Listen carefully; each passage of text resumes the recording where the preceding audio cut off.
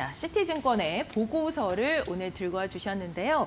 자, SK하이닉스 목표 주가를 지금 83만 원으로 전격적으로 상향을 했네요. 자, 이 부분 HBM 투자와 또 공급 제약 그리고 메모리와 관련한 가격 상승 전망이 또 핵심 포인트라고 볼 수 있겠는데요. 어떠한 이유로 이 보고서를 들고 오셨나요? 예, 시티그룹이 이제 77만 원에서 83만 원으로 전격적으로 상향했다고 이제 우리 시간으로는 이제 월요일, 이제 현지 시간으로는 23일 날 이제 리포트를 냈습니다.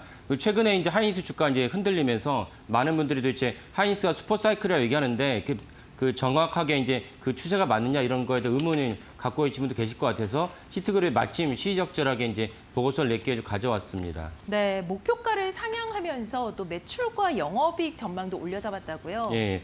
그래서 올해 매출은 올해 영업이익은 한 45조 원 정도, 그다음에 내년에 영업이익은 96조 원. 내후년의 영업이익은 107조 원 정도로 이제 시티그룹의 이제 영업이익을 갖다가 높였습니다. 그러니까 그 말은 뭐냐면은 사실은 전체적으로 그 어떤 분들은 이제 그 내년에 하이닉스가 영업이 100조 육박한다는 어떤 여러 가지 이제 추정치 나오지 않습니까? 뭐 오늘은 시티그룹이고 지난번에 제가 노무라증권 보고서를 말씀드렸고 그 얘기를 들을 때 어떤 일부에서는 아니 하이닉스가 영업이 100조가 된다는 게 말이 되는 소리냐? 이게 사실 너무 과대 포장됐고 그리고 내년에 이제 엄청난 주가가 한번 출렁거리면서 주가가 뭐 20% 30% 떨어질 것이다. 이렇게 이제 제기한 분도 계십니다. 근데 사실은 그렇지 않고 시티그룹 역시 이제 내년에도 슈퍼사이클이 이제 그대로 유지되면서 영업이익이 96조 원.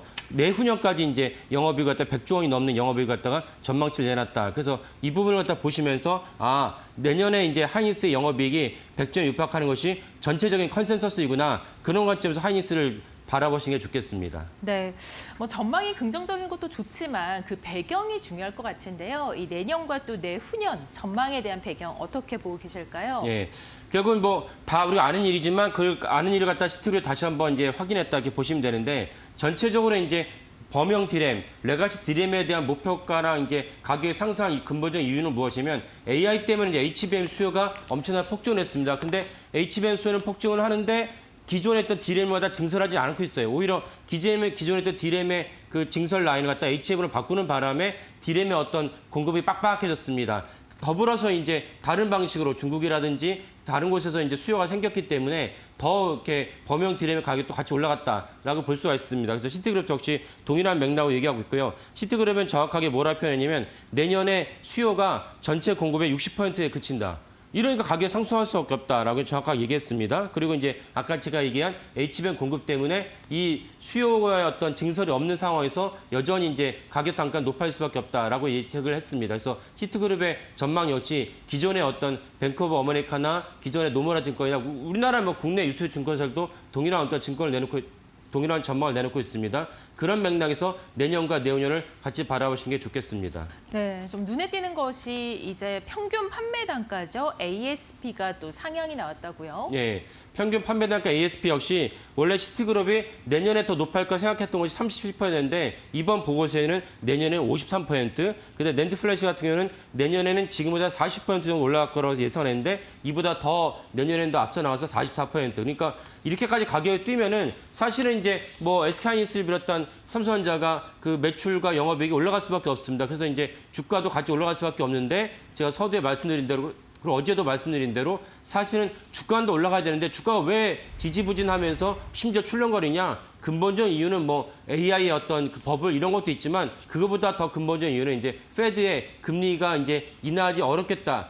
혹은 또 금리 인하가 가능하다. 이런 전망이 엇갈릴 때마다 사실은 주가가 이제 출렁거린다. 이렇게 이해하시면 되겠습니다. 네. 이 반도체에 대한 공급이 굉장히 빡빡해서 이미 이 28년까지도 물량이 이미 협의가 됐다라고요. 예.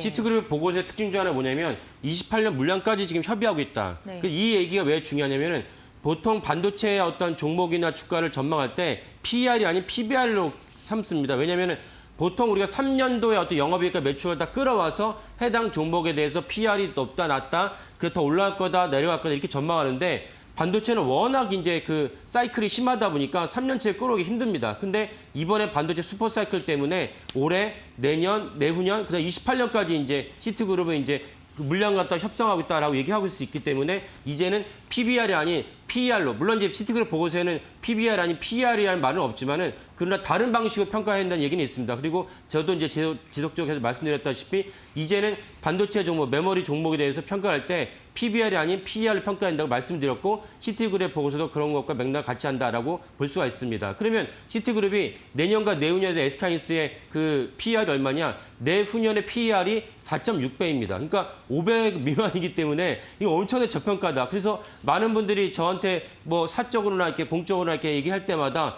야 그러면 어떤 종목이 좋으냐? 그럼 제가 자신 있게 하이닉스를 추천하는데 하이닉스 너무 높지 않느냐? 60만 원. 두 주만 사도 120만 원인데 이렇게 난세에 표시하시는데 그럼에도 불구하고 실제로는 이제 주가의 60만 원, 50만 원을 보실 게 아니고 PER로 보신다면 여전히 하이닉스의 주가는 저평가다. 그렇다면 출렁그룹이 일단락 된다면 그 하이닉스의 주가는 날아갈 수밖에 없다. 이렇게 전망할 수 있겠습니다.